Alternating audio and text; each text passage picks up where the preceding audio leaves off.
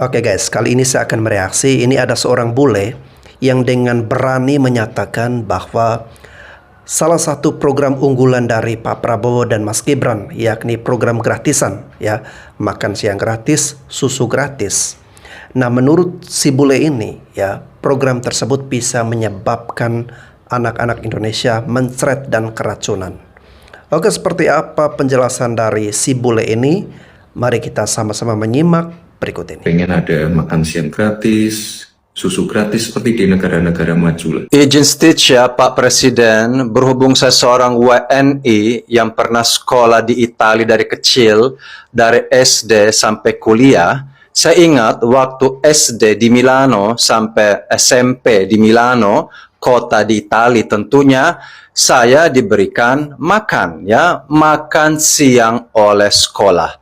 Saya itu ke sekolah suster, pastor, tapi itu sekolahnya adalah semi boarding gitu ya. Masuk jam 8 pagi dan pulang jam 5 sore. Jadi 5 jam belajar, makan siang jam 1, habis itu ada break, habis itu kita bikin PR, jam 4 sore dikasih makanan snack berupa roti, coklat, dan sebagian gitu sandwich, dan kami itu pulang jam 5 sore, dijemput oleh orang tua kami, sebab di Italia itu, kita sistemnya itu orang tua bekerja, cari duit, dan anaknya itu di sekolah sepanjang hari sampai sore. Nah, di situ ada makan siang, yaitu dalam kutip makan siang gratis, tapi ujung-ujungnya itu adalah gimana ya, harus bayar kayak 10.000 rupiah lah gitulah zaman dulu itu juga. Pokoknya harus ada satu harga yang minim banget ya. Tapi itu makanannya enak banget ya, masuknya ada spaghetti, terus ada daging, ada ada ikan, salad, ada kue, ada jus. Makanya gue pinter banget kan, karena saya makan siang gratis SMP sampai SD sampai SMP ya. Nah, menurut saya kalau kita terapkan di Indonesia ini bagus banget ya, saya sangat mendukung. Cuma saya bingung gitu, saya melihat banyak sekolah-sekolah dari Sabang sampai Merauke yang negeri, itu atapnya mau roboh, gentengnya bocor, mejanya itu bangku patah, terus WC apalagi, tembok miring. Jadi saya melihat banyak kasus-kasus, dengan segala hormat, banyak sekolah negeri yang butuh diperbaiki. Sedangkan kalau kita mau kasih makan siang gratis di sekolah, harus dibikin kantin yang profesional. Stainless steel, ada dapur. Nah, waktu saya sekolah ya di Itali itu, di sekolahnya itu ada kantin. Ya kantin itu benar-benar profesional. Kayak misalnya kantinnya KFC gitu kan, McD. Itu benar-benar semua stainless steel, semua bersih, dan itu ada mejanya, benar-benar ya kayak hotel bintang 4 lah gitulah. Nah, di Inggris juga seperti itu. Waktu saya kuliah di Inggris, pupu saya kan masih kecil, dia itu sekolah kan di Inggris, di Sheffield, dia juga makan siang gratis di sekolah. Dan itu kantinnya itu udah kayak hotel. Dan mereka itu dikasih makanan yang dari sekolah. Ya tentu gimana ya, karena orang tua itu kerja, dan itu sebenarnya adalah pajak dari orang tua yang mereka bayar, yang dikasih ke pemerintah agar anaknya makan siang. Tapi tetap kami harus beli buku, ya, beli buku, beli pensil, ya semua ATK peralatan seperti itulah. Dan kalau untuk makan siang itu sebenarnya ada kayak simbolisme, kita itu mau booking, mau makan, ya kami kasih ya ibaratnya 1 euro lah, 1 euro untuk makan siang. Dan itu ada susu, ada segala macam. Jadi kalau ini mau diterapkan di Indonesia bagus banget. Ya pertama menurut saya atap itu sekolah-sekolah harus diperbaiki. Apakah dalam waktu 2 tahun semua sekolah dari Sabang sampai Merauke itu bisa diperbaiki secara infrastruktur? Apakah bisa dibuka kantin yang profesional seperti di Italia dan di Inggris, dengan dapur, dengan koki, dengan yang tukang cuci piring, kebersihan, itu butuh dana APBN yang luar biasa. Nah, apakah bisa dilakukan itu? Atau mungkin rencananya mau dikasih nasi kotak. Jadi anak sekolah itu, ya sekolah, habis itu waktu dia pulang dikasih nasi kotak. Ya gue, waktu juga dapat nasi kotak di Indonesia tentunya, karena di Italia nggak ada nasi kotak, di kantor atau di urusan retret, sering dapat nasi kotak basi. Karena itu kan di masa catering kan mungkin subuh-subuh atau 1 hari sebelumnya, ya ketika kita itu ambil siang-siang, udah bau, udah basi. Jadi saya pernah main chat juga gara-gara nasi kotak basi. Tapi kalau memang tujuannya Pak Presiden adalah untuk memberi nasi kotak, ya tentu saja why not. Tapi resikonya anak-anak bisa keracunan dan main chat, karena kalau nasi kotak itu dibiarkan berjam-jam dari subuh, ya itu kan pasti masaknya kan subuh jam 2 pagi untuk berapa ratus juta nasi kotak, belum diantar, belum nanti masih panas kan itu kan, opor ayamnya yang fermentasi gitu kan, atau lodeh gitu kan, itu gimana? Ya saya hanya bertanya, atau kecuali mau kasih makanan yang memang yang kering-kering gitu kan, seperti di minimarket, saya nggak paham. Jadi tolong saya sebagai warga yang pengen tahu gimana rencana Bapak untuk melestarikan, merenovasi semua sekolah dan membangun dapur umum di setiap sekolah se-Nusantara. Berapa lama waktunya? Anggarannya berapa? Nah, terus untuk bayar makan siang ini gimana? Ya menurut saya, saran saya, mungkin saya bisa dijadikan sebagai menteri atau juga konsultan, kerjasama dengan Menteri Pendidikan. Kan pasti murid harus beli buku kan? Ya udah, naikin aja markup harga buku itu yang harus dibeli sama orang tua. Nah di situ dimasukin markup untuk nanti bisa diambil oleh Kementerian apa itu, masak-masak ya, Kementerian Catering yang bakal dibuka nanti kan, yaitu diambil dari situ marginnya supaya bisa nutup. Ya kalau enggak kan tekor, karena kalau ambil dari APBN murni itu untuk makan-makan siang gratis sama susu, tekor. Mendingan di markup dari jual buku. Orang tua beli buku, beli seragam, markup aja. Jadi dari uang itu berapa persen dipakai untuk anggaran makan siang gratis. Itu saja Pak Presiden. Semoga terwujud dan saya sebagai warga kepo dan boleh bertanya. Karena tidak ada debat cawapres, makanya saya bertanya melalui TikTok. Terima kasih. Oke guys ya, jadi bule ini khawatir ya kalau semisalnya nanti program makan siang gratis, nah itu mekanismenya seperti apa ya? Apakah makanan catering ataukah dimasak langsung oleh pihak sekolah ya? Kalau dari pihak catering ya, sesuai dengan pengalaman bule ini, dia khawatir nantinya ya, biasanya di catering itu kalau masaknya kan subuh-subuh. Kalau misalnya ambilnya siang ya untuk makan siang, dikhawatirkan nasi ataupun lauk pauk yang ada di dalam nasi kotak atau catering itu sudah basi ya, tidak layak untuk dikonsumsi. Nah ini bukannya mencegah stunting, tetapi bisa menyebabkan penyakit ya, berupa mencret, sakit perut dan keracunan dan sebagainya guys ya. Nah ini menurut pendapat dari bule ini ya. Kalau kembali ke pendapat saya pribadi ya, program makan siang gratis dan susu gratis ini nanti akan menelan biaya yang sangat besar sekali guys ya.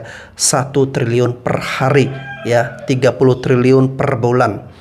Nah uang-uang sebanyak ini kalau menurut saya alangkah bagus jika dialokasikan untuk meningkatkan kesejahteraan guru-guru honor ya, mendatangkan guru-guru yang berkualitas ke pelosok atau pedalaman, misalnya di Papua kah ataukah di NTT, di daerah-daerah yang di pelosok ya, sehingga anak-anak dari kampung atau dari pelosok itu mereka juga bisa tercerdaskan guys ya, tidak kalah dengan anak-anak perkotaan. Lalu kemudian ada sekolah yang mungkin atapnya sudah tidak layak ya, ada yang mungkin atapnya bocor, temboknya retak-retak. Nah daripada buang-buang anggaran untuk makan siang ya, yang sebenarnya orang tua kita itu masih mampu untuk memberikan anaknya makan ya, sebaiknya digunakan untuk memperbaiki infrastruktur sekolah-sekolah yang sudah tidak layak lagi guys ya. Itu menurut pendapat saya. Mungkin teman-teman punya pendapat yang berbeda, silakan sampaikan di kolom komentar kita. Pengumuman bagi pengusaha rumah makan ya, kalau dia nyapres menang ada yang namanya makan siang gratis. Lu jangan dagang dah siang-siang, bukanya malam aja, sore. Takut nggak laku. Ntar orang kantoran, anak kuliahan, anak sekolahan ngantri. Pada ngantri makan siang gratis. Makanya gue bilang udah lah, lu bukanya sore aja sama malam. Habis gimana? Dia mau ngasih makan siang gratis. Nah lu pada yang dagang siang gimana coba? Ponsengon tuh usulannya. Kacau dah. Dikatain belimbing sayur, kini bikin buzzer jadi kayak ayam sayur. Samsul, oh Samsul, kau memang mantul. Samsul, kau memang oke betul. Bikin pembenci jadi amburadul. Au, Samsul, oh Samsul, kau memang mantul. Au, Samsul, oh Samsul, kau memang mantul. Nah, lebih dari 400 juta anak Indonesia. Si Samsul emang rada-rada, datangnya dari mana? Nah, sementara penduduk Indonesia saja tak lebih dari 278 jutaan sekian. Gara-gara Samsul anak setan masuk hitungan. Gara-gara Samsul anak setan dikasih makan. Nah. Samsul. Emang si Samsul ini ya, si Samsul Pat. Kalau ngomong tuh kayak muntah, nggak pernah diayak. 400 juta penduduk Indonesia aja ya, 278 juta sekian. Ini 400 juta anak Indonesia akan diberi makan siang. Lah, 400 juta dari mana? Anak siapa? Anaknya apa? Mungkin anak setan Denemit, anak Gondrowo, anaknya Kunyang. Masuk data semua tuh. Enak banget ya. Cateringnya. Samsul.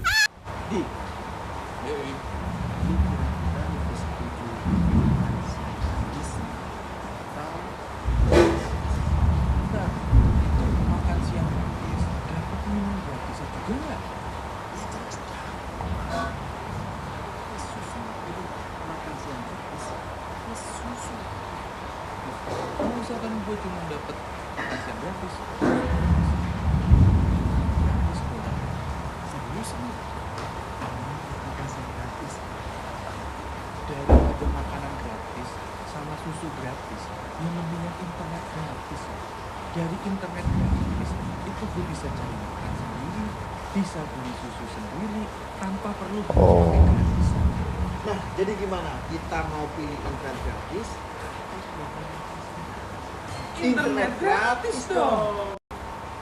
Nah, ini menurut saya lebih masuk akal lagi guys ya, yakni internet gratis ya. Karena dari internet ini orang bisa menggunakan cara untuk mengembangkan diri, skillnya, dan sekaligus juga bisa berpotensi untuk mendatangkan uang guys ya. Dengan internet gratis kita bisa upload video ke TikTok, mencari uang di TikTok atau di platform media sosial lainnya, di e-commerce, lalu kemudian bisa mencari duit di Facebook ya, lalu mencari duit di YouTube ya, seperti yang saya lakukan saat ini, mencari AdSense ya, saya digaji dari AdSense YouTube. Nah seperti itu bisa dimanfaatkan oleh anak-anak ini ya, anak-anak sekolah. Dengan internet gratis mereka bisa belajar, memperbanyak literasi dan pengetahuannya, serta mengasah skill mereka untuk bisa mendatangkan duit dari internet. Karena di internet ini guys ya, banyak sekali cara ya untuk bisa mendatangkan uang ya, dan dengan uang itu ya bisa membelikan apa saja termasuk makanan ataupun susu guys ya. Nah, ini menurut saya lebih cerdas daripada sekedar makan siang gratis dan susu gratis. Nah, bagaimana dengan pendapat teman-teman? Kalau kita mengintervensi masalah stunting, kita juga harus mengintervensi tempat tinggalnya juga. Kita tidak bisa hanya memberikan gizi tambah. Kalau nggak hilirisasi, ya stunting yang dibahas. Emang stunting itu apa sih? Ini adalah stunting dan ini adalah gizi buruk. Jadi stunting dan gizi buruk itu berbeda ya. Gampangannya, stunting itu adalah ketika pertumbuhan anak itu lambat sehingga tubuhnya itu lebih pendek daripada usianya. Sedangkan kalau gizi buruk itu terlihat kulitnya kering, ototnya mengecil, juga perutnya terlihat buncit. Stunting itu diukur dari perbandingan tinggi badan dengan usia, sedangkan gizi buruk itu diukur dari berat badan. Penyebabnya pun kalau stunting itu disebabkan karena kekurangan zat gizi dalam jangka panjang, terutama di 1000 hari pertama kehidupan anak. Sedangkan kalau gizi buruk itu disebabkan karena kekurangan zat gizi dalam waktu yang biasanya relatif lebih singkat. Jadi kalau stunting itu pemenuhan zat gizinya itu dimulai dari pada saat ibu itu hamil, juga pemberian ASI eksklusif selama 6 bulan sampai 2 tahun, kemudian juga pemberian MPASI dengan gizi yang seimbang. Nah, WHO itu merekomendasikan 10-15% sumber dari energi itu berasal dari protein untuk menunjang tumbuh kembang, terutama protein hewani seperti daging sapi, daging ayam, ikan tongkol, telur ayam, dan juga susu sapi. Nah, jadi ya bagi-bagi makanannya juga diperhatiin. Kalau mau mencegah stunting, bagi-bagilah protein hewani. Nah, menurut kamu nih debat cawapres kemarin gimana? Coba tulis di kolom komen dan jangan lupa share ke teman kamu. Tuh, Solo bukan Gibran, ngerti? Tuh, Solo. Oh, Solo. Keren. Gibran. Solo bukan Gibran. Solo bukan Gibran. Mantap. Bukan Gibran. Solo bukan Gibran. Woo! Mantap. Luar biasa. Luar biasa. Memang capek jadi buzzernya Gibran. Semangat ya kakak. Wah, yang pertama gue bukan buzzer. Terus yang kedua, gue gak capek sama sekali untuk posting video-video kayak gini.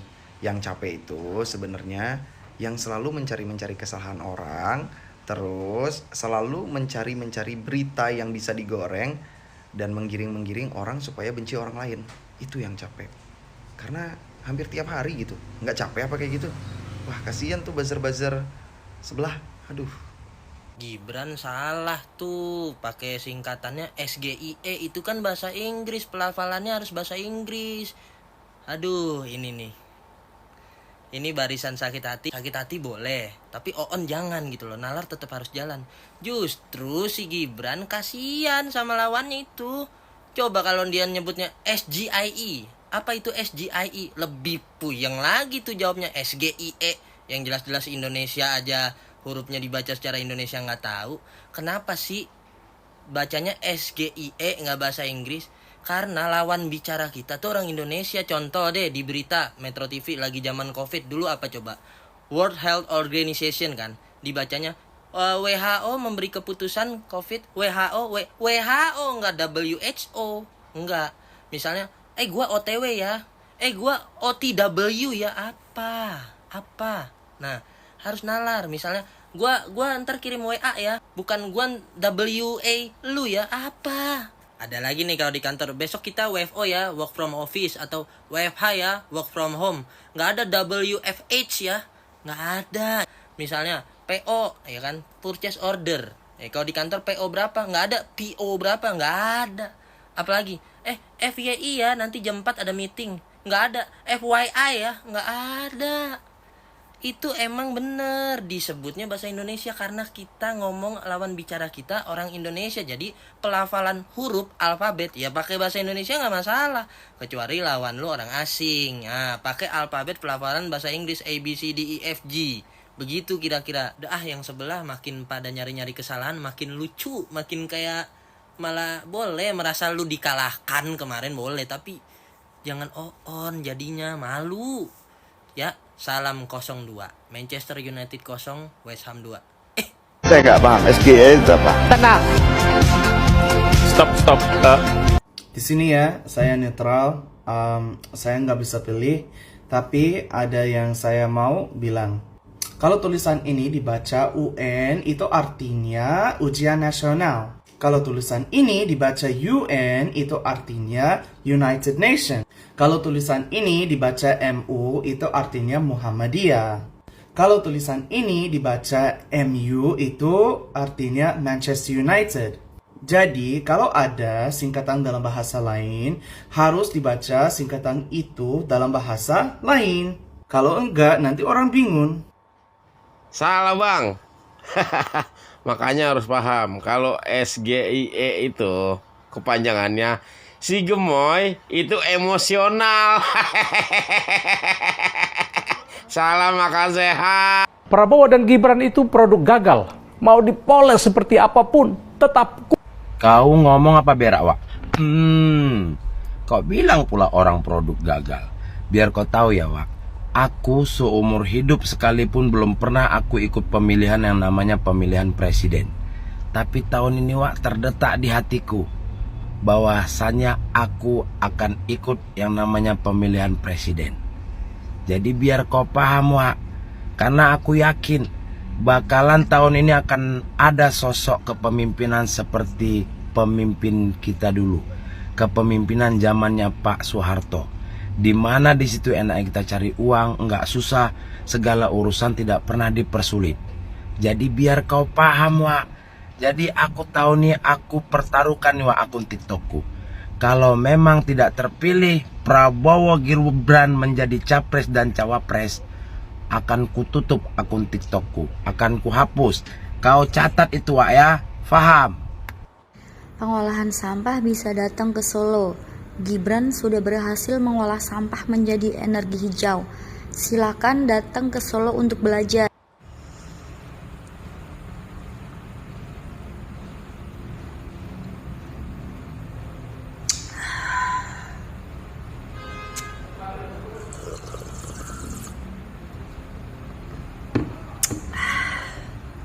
Ngopi dulu ya, biar otaknya fresh. Oh ya, saya mau nanya ini sama ini siapa? Yung.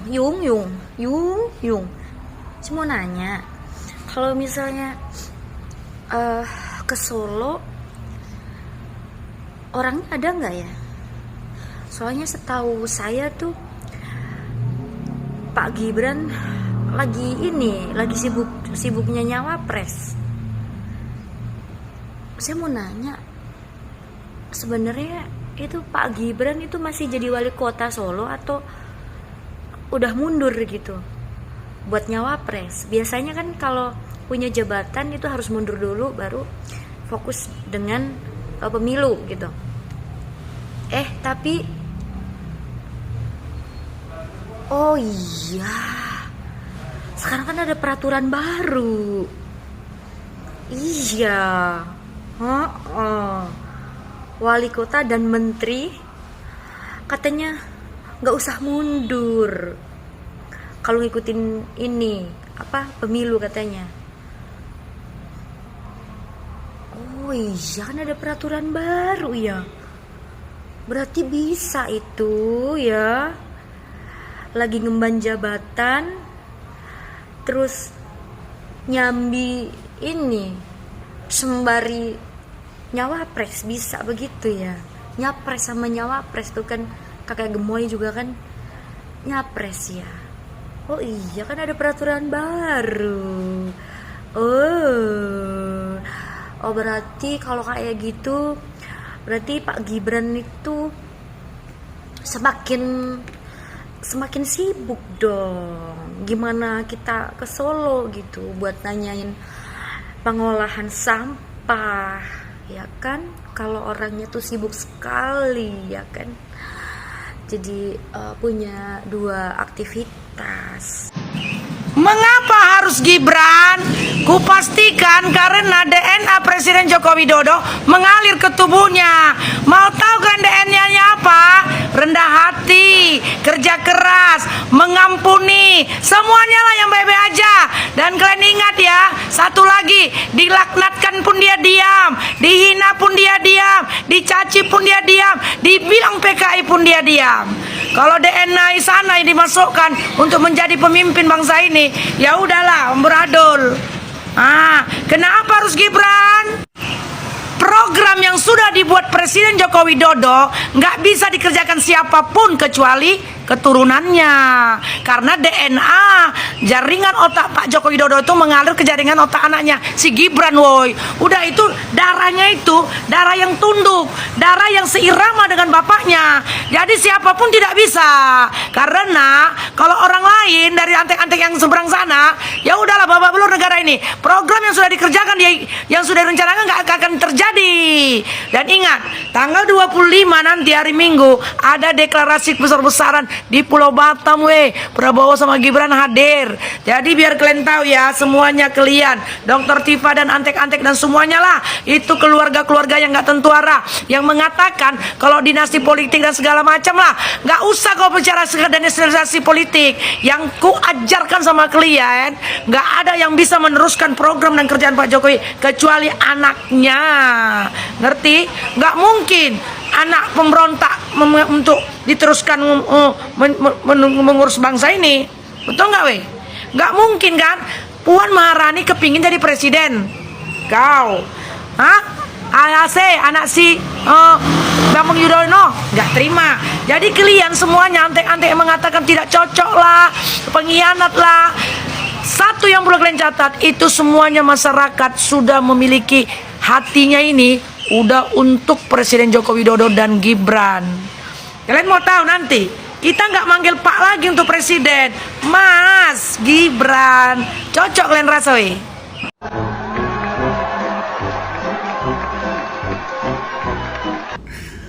Padahal udah pernah ditegur sama KPU gitu ya. Tapi ya susah sih kalau udah merasa negara ini punya dia dan keluarganya. Susah, padahal udah ditegur, tapi masih aja, malah lebih parah. Dari debat terakhir sih kelihatan banget ya, kayaknya lebih kesombong sih menurut gua. Aduh, Gibran. Roy Suryo tuding Gibran pakai earfeeder saat debat Cawapres, KPU beri penjelasan. Halo, Roy Suryo. Kau memang pakar telekomunikasi, kata orang yang. Tapi kalau kau ngomong pakai fakta, pakai bukti, ya jangan saja nyeplos. Kayak kenal pot racing, nggak pakai saringan. Kau katakan pula KPU memberi perlakuan khusus sama si Gibran. Memangnya apa Pak si Gibran di situ kan cawapres. Itu kewenangan KPU. Kau memang buktinya kau adukan. Jangan asal nyeplos. Iya, ada aja kau ini lah. Kau bikin kegaduhan di media massa. Seolah-olah kau yang paling pintar di tempat itu. Macam betul aja kau, Roy. Prabowo. Alasannya kenapa tuh? Udah mau tidur tapi kepikiran konten barusan. Kenapa? Karena semoga ya cuma bercanda gitu loh, milih presiden karena gemoy gitu. Kita harus sama-sama fair, pilih karena kelebihan sama kekurangannya masing-masing tuh apa aja. Cari tahu dari debatnya, dari prestasinya, track recordnya seperti apa gitu. Nggak masalah mau milih Prabowo, Ganjar, ataupun Anies, itu nggak masalah. Yang penting kalian tahu nih, kenal nih sama calon presiden kita itu seperti apa. Jangan sampai menyesal gitu. Indonesia mau dibawa kemana nih kalau misal milih presiden sekedar karena gemoy? Sampaikan oleh Mbak ini menurut saya ada baiknya atau ada benarnya, guys, ya. Bahwa kita boleh memilih siapa saja, guys, itu hak demokrasi. Namun harus punya alasan dan landasan yang tepat, ya. Jangan sampai hal-hal yang receh, ya, hal-hal yang sangat remeh seperti gemoy dijadikan alasan kita untuk memilih capres ataupun cawapres, ya. Lihat lagi kapasitasnya, pengalamannya sebelumnya, track recordnya, apa yang sudah dia pernah kerjakan, ya. Cari tahu hal-hal yang paling fundamental seperti itu, lalu kemudian itu menjadi alasan yang logis bagi kita untuk memilih pasangan capres. Samsul, anak presiden Konoha, lagi kebebanan dia buat debat.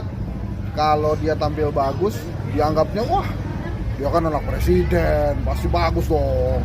Kan banyak yang ngebantuin. Tapi kalau tampilnya jelek, langsung deh, wah, gimana sih? Makanya jangan suka instan, dipaksain jadi kapasitasnya. Stres nggak tuh Samsul tuh? Ya nggak? Ya nggak? Yo Samsul, keluarkan bakatmu, ayo. Assalamualaikum warahmatullahi wabarakatuh. Izin state. Aduh, saya jadi tergelitik ini lihat video tadi. Ayo Samsul, keluarkan bakatmu. Nah, saya pengen tahu nih reaksinya Mas Sinton setelah melihat debat semalam, kemarin malam. Saya pengen tahu apa komentar dari Mas Sinton ketika melihat penampilan Mas Gibran dalam debat Cawapres. Makanya don't judge the book only from the cover. Jangan menilai orang itu dari tampangnya. Mas Gibran tuh memang pendiam, irit ngomong. Karena orang-orang yang seperti itu yang keren. Ya, bener-bener. Ya namanya anaknya Pak Jokowi ya nggak jauh dari bapaknya. Keren. Nggak banyak omong, tapi begitu pada saat dia menyampaikan sesuatu, keluarlah kualitas, kapabilitas, dan integritasnya seorang Gibran. Ini buser-buser sampai menelaah debat ini mencari celah. Akhirnya ada sebuah abbreviation, ya, ada sebuah singkatan yang disampaikan dalam bahasa Indonesia, SGIE. Hanya itu aja. Sama apa? Si ahli analisa bokep siapa itu? Mohon maaf. Roy Suryo ya. Yang ini gambar asli atau enggak, ini video asli enggak? Itu sampai bikin hoax. Katanya yang pakai mic 3 itu cuma Mas Gibran. Padahal semua pakai, ada mic yang dipegang, ada yang pakai ini head, dan ada yang pakai mic kancing. Saking tidak ada ruang tembak untuk menjatuhkan kualitas debat, kualitas argumen, kualitas pernyataan yang disampaikan oleh Mas Gibran. Bingung. Astagfirullahaladzim. Udah sih, kenapa kita tidak mengakui saja sih bahwa Mas Gibran itu, ya mohon maaf lah, Cak Imin boleh jadi ketua PKB sekian puluh tahun. Prof Mahfud sudah sekian puluh tahun lagi dia berpengalaman. Tapi pengalaman memimpin sebuah daerah, pengalaman memimpin sebuah wilayah itu sesuatu banget. Tidak semua orang bisa. Banyak sekali kepala daerah yang tidak bisa memajukan wilayahnya. Banyak yang akhirnya tertangkap korupsi juga banyak. Tapi Mas Gibran menyampaikan, membuktikan apa yang dia sampaikan ketika membangun kota Solo. Kolaborasi yang sangat luar biasa yang beliau sampaikan, APBD, APBN, APBD provinsi, CSR, peran swasta dan sebagainya. Itu cara membangun, dan ini bisa sangat menjadi model untuk membangun Indonesia ke depan dan menuju Indonesia emas. Saya pengen tahu Mas Inton untuk kemudian apa tadi yang kayak tadi di video tadi. Oh my God. Makanya please, tadi saya sampaikan, don't judge the book only from the cover. Hati-hatilah. Ya, maka hari ini kita sudah membuktikan bersama bahwa the real leader adalah Mas Gibran. Dan dia the next real leader for Indonesia setelah bapaknya Pak Jokowi. Kita yakin. Ya, apalagi melihat Pak Prabowo yang sekarang lebih keren, lebih ini, ya karena mentornya langsung Pak Jokowi. Maka Pak Prabowo lebih humanis, lebih keren, dan saya yakin itu berasal dari hati nuraninya. So, gitu aja sih sementara. Saya cuma lagi pengen ketawa aja sama orang-orang yang underestimate terhadap Mas Gibran. Ya, saya senang bahas yang cawapres, debat cawapres ini daripada yang debat capres kemarin. Kenapa kemarin debat capres saya nggak bikin VT ya? Saya bikin VT, bahkan ini yang kedua ini saya bikin VT terkait dengan debat cawapres dalam satu hari, karena ini keren banget, ini luar biasa banget, menjadi pelajaran bagi kita semua. Jangan pernah merendahkan, meremehkan siapapun, karena kita tidak tahu seberapa punya kualitasnya, seberapa punya integritasnya, seberapa punya kapabilitasnya orang yang kita rendahkan. Oke? Yuk, tetap santun, tetap keren, stop hoax. Ya, ayo kita sambut Pilpres ini dengan riang gembira. Oke? Terima kasih. Salam NKRI, salam Indonesia Maju. Assalamualaikum warahmatullahi wabarakatuh. Setiap pasangan capres-cawapres pasti mempunyai visi misi, mempunyai program.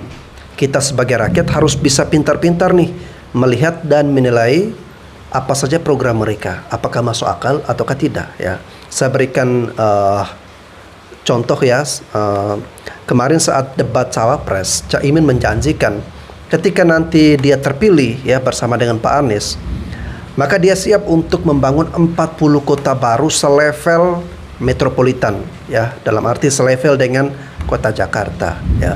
Nah, ini kemudian dipertanyakan lagi oleh Profesor Mahfud MD, bagaimana mungkin Caimin bisa membuat 40 kota baru ya dalam jangka waktu 5 tahun selevel dengan Jakarta. Ini kan tidak main-main guys ya.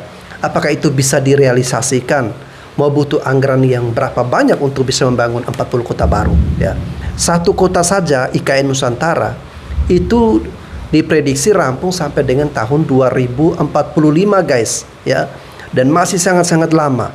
Nah, ini mau bangun 40 kota baru ya dalam waktu 5 tahun, itu jelas satu program yang mohon maaf nih ya, mohon maaf sekali, harus saya katakan bahwa ini tidak masuk akal dan omong kosong guys ya. Nah, dari sini kita bisa melihat kira-kira mana nih program yang lebih realistis ya. Nah, sekarang kita lihat program unggulan dari Pak Prabowo, program tentang makan gratis, susu gratis. Nah, coba teman-teman kalkulasikan ya, program makan gratis, susu gratis itu menelan anggaran 1 triliun per hari ya. Lalu kemudian kalau kita kalkulasikan dengan sebulan, setahun, tentu membutuhkan jumlah anggaran atau APBN yang sangat banyak ya untuk bisa merealisasikan program makan dan minum gratis ini guys ya. Namun beberapa pengamat menganggap bahwa ini program yang akan membuang uang-uang atau dana APBN dengan percuma ya. Karena sebaiknya masih ada hal-hal yang lebih prioritas atau urgen ya, misalnya untuk biaya pembangunan fisik infrastruktur sekolah ya, meningkatkan kesejahteraan guru honor dan sebagainya, ataupun daripada disediakan makanan gratis sebaiknya disediakan internet gratis. Karena dengan internet gratis tersebut melatih anak-anak Indonesia dari sejak usia dini untuk mengasah skill mereka dan mencari uang lewat internet gratis itu ya. Dengan internet gratis mereka bisa berselancar guys ya di TikTok, Facebook, YouTube. Nah, itu bisa, atau e-commerce, bisa ada peluang untuk mencari uang ya. Karena di internet ini banyak sekali pintu-pintu yang bisa kita gali, kita olah, kita telusuri untuk menghasilkan rezeki guys ya. Nah, ini kan banyak sekali manfaat dan keuntungan ya. Dengan mengolah internet kemudian mendapatkan rezeki, bisa digunakan untuk membeli makanan dan minuman ya. Sekaligus ya secara tidak langsung melatih kemampuan mereka. Nah, ini menurut saya lebih logis dan lebih bagus daripada hanya sekedar makan gratis dan minum susu gratis. Namun guys, pendapat saya belum tentu 100% benar ya. Bisa saja salah jika teman-teman di sini mungkin punya pemikiran yang berbeda yang bisa divalidasikan dengan data dan faktanya guys. Oke teman-teman, terima kasih sudah menyaksikan video ini. Sampai jumpa lagi.